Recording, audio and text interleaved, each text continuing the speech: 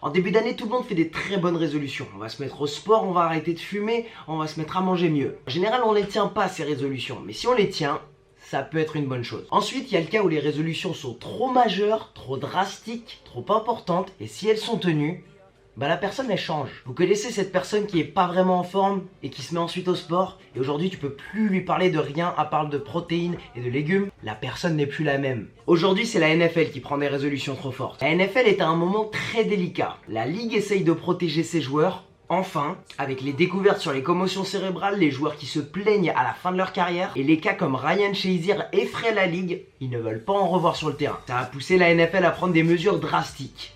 Deux règles en particulier ont changé la NFL cette année. Première règle, un défenseur ne peut pas initier le contact avec sa tête et ne peut plus frapper un joueur adverse à la tête. Ça, c'était déjà dans les règles au début. Maintenant, ils sont beaucoup plus intenses, beaucoup plus intransigeants sur ces règles. Et la deuxième règle pour protéger les stars en NFL, un joueur défensif ne peut pas tomber de tout son poids sur un quarterback lorsqu'il le plaque. Alors là, il faut m'expliquer. Plusieurs matchs ont déjà souffert de cette règle. Maintenant, dites-moi, comment Von Miller, comment Khalil Mack, comment n'importe quel défenseur est censé courir en sprintant après un quarterback, le plaquer parce que c'est son job, il est payé pour faire ça, mais il est censé courir, sprinter, le plaquer, mais ne pas tomber sur lui. On joue bien au football américain, pas au judo. Hier soir, Clay Matthews, pendant le match Packers-Vikings, tombe sur Kirk Cousins après un plaquage complètement légal. Les arbitres sifflent faute parce qu'aujourd'hui il faut protéger les quarterbacks. Au quatrième quart-temps à domicile, Green Bay offre plus de possession et plus de temps de jeu à Kirk Cousins et les Vikings grâce à cette pénalité qui dit aux joueurs de défense de ne plus plaquer un quarterback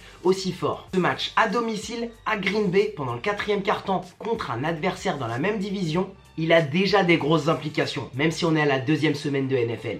Par cette pénalité, les arbitres offrent aux Vikings un match nul. Pendant la première semaine de NFL, les Browns à domicile ne réussissent pas à gagner leur premier match en 600 jours. Pendant ce match, Myles Garrett plaque Ben Roethlisberger et tombe de tout son poids sur lui. Les Steelers récupèrent le ballon, une possession en plus, ont plus de temps en attaque.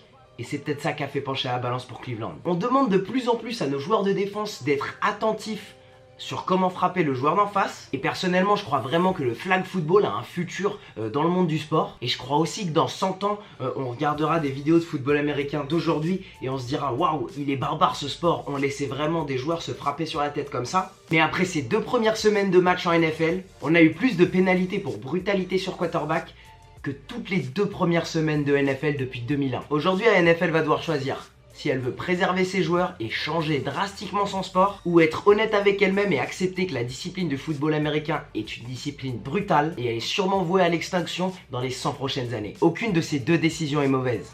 Mais c'est resté entre les deux qui va coûter quelque chose à la NFL. Et salut l'équipe, merci d'avoir regardé cette vidéo. Si elle vous a plu, n'oubliez pas de mettre un pouce bleu, de vous abonner, mettre la cloche et de commenter votre avis sur le sujet. Je peux faire des vidéos un peu plus courtes et plus souvent comme ça. Alors dites-moi dans les commentaires, est-ce que ça vous plaît des vidéos plus courtes ou vous voulez des talks un peu plus longs de 10-15 minutes. Et pour tout le reste, on se retrouve mercredi 18h pour plus de NFL, plus de NBA. Et ce sera tout pour moi. Allez, ciao!